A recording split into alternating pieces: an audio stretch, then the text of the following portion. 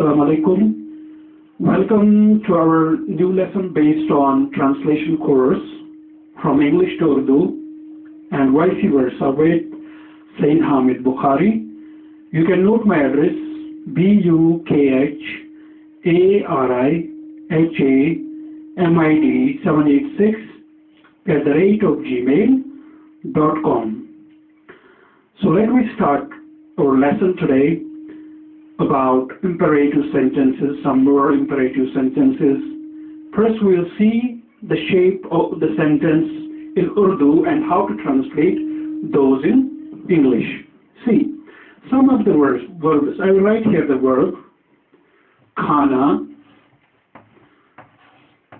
first. Imperative one, I write here imperative. So it's khana, khelna,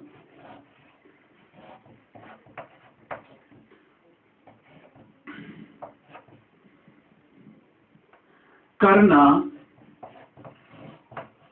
So these are three verbs.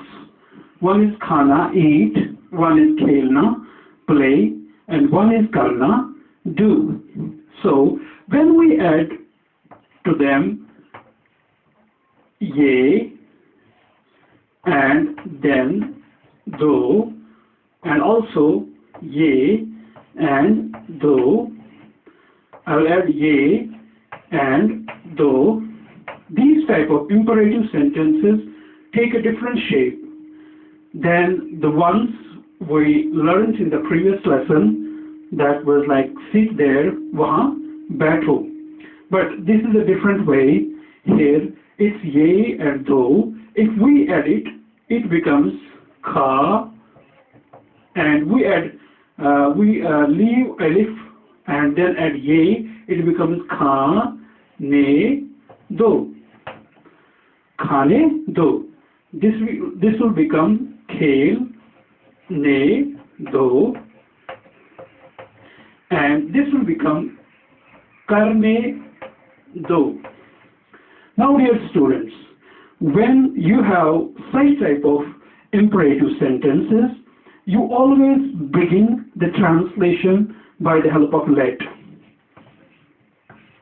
By the help of let. So this was the verb, and with verbs we have ye and do, ye and do, ye and do.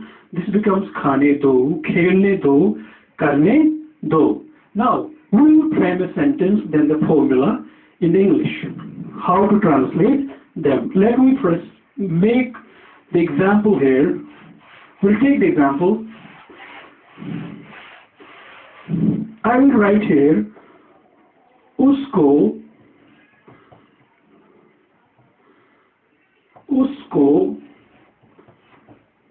और उससे. It begins with such kind of words, उसको और उससे. उसको दरवाजा बंद करने दो. So this is the verb. This is the verb which we saw first here, that whenever you have ye and do with the verb, you always begin with let. So we will translate it and we will start with let. Usko. It means this is the subject. He is performing the verb here. So I will write here subject or noun or pronoun. Subject or noun or pronoun. So I will just write here, he will perform the duty or he will perform the action on the object. That means he produces action on the door here. Door is the object and usko, he is the subject. And he will become him here. He will become him here. So I will write here subject to case. That means he will become a subject to case, or a subject will become an object to case, object will become a subject to case, what we see there in passivization. So we'll see let, then always we'll translate subject, or you can write object to case, we'll translate subject here, then we will translate verb at the third position. This will be the first position. after let, this will be the second, at the second value one, we have to translate this. Then we have to translate verb, that will be at the third position here. And then we have to translate this. This will be at the last, object. So we translated, we started with let and then subject, and then we will translate here verb, and then we will translate object. So this will become the formula. So we can use this formula in order to frame a lot of sentences to make the practice or to learn it. So let me see the subject or the object was isko. So let him, and what's the verb? That is band karna. Band karna is the verb. So band karna in English means close. So this is close. So I will write here, let him close. Then we have the object here, that is door. So I will write here, let him close the door. Let him close the door. So based on these patterns, we can translate a lot of sentences. Let me take another example here. So, usko. So I will write here, usko, usse, or usko खेलने दो, उसको खेलने दो, और उसको cricket खेलने दो.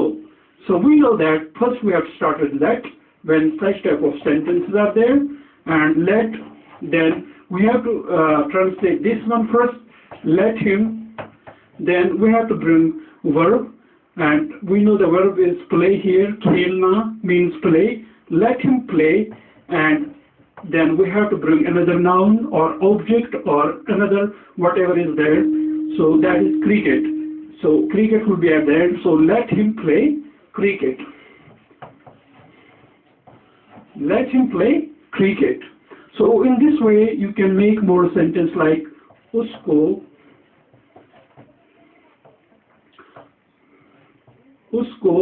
दौड़ने दो. So this is the way, like you are just allowing somebody to do this work like this. Usko दौड़ने दो. We know first we have to start with let, and then we have to translate this, let him. Then we have to bring verb form, that is let him run. And if you add दौड़, उसको एक दौड़ने दो, then we have to add let him run a race. Let him run a race. So dear students, we have these patterns. You just note the formula here, and then you just translate using different forms of verb like eat, usko khane do, let him eat, usko jane do, let him go, usko gaane do, let him sing. So we'll just do 20 verbs here. The first one is eat, usko khane do, let him eat, usko jane do, let him go, उसको गाने दो, let him sing, उसको एक गाना गाने दो, let him sing a song, उसको झाड़ू देने दो, let him broom the room, उसको तैरने दो, उसको दरिया में तैरने दो, let him swim in the river, उसको लिखने दो, उसको एक चिट्ठी लिखने दो, let him write a letter, उसको दो कमरे बंद करने दो, let him close 2 rooms, और 2 दरवाजे खोलने दो, let him open the 2 doors, और उसको एक दरवाजा खोलने दो, let him open a door. So this is the way we have done with how we can just do the translation of imperative sentences. So in next lecture we will do the imperative of negative of these kinds where there is ne do, and that will be done in the next lecture. Till then, goodbye.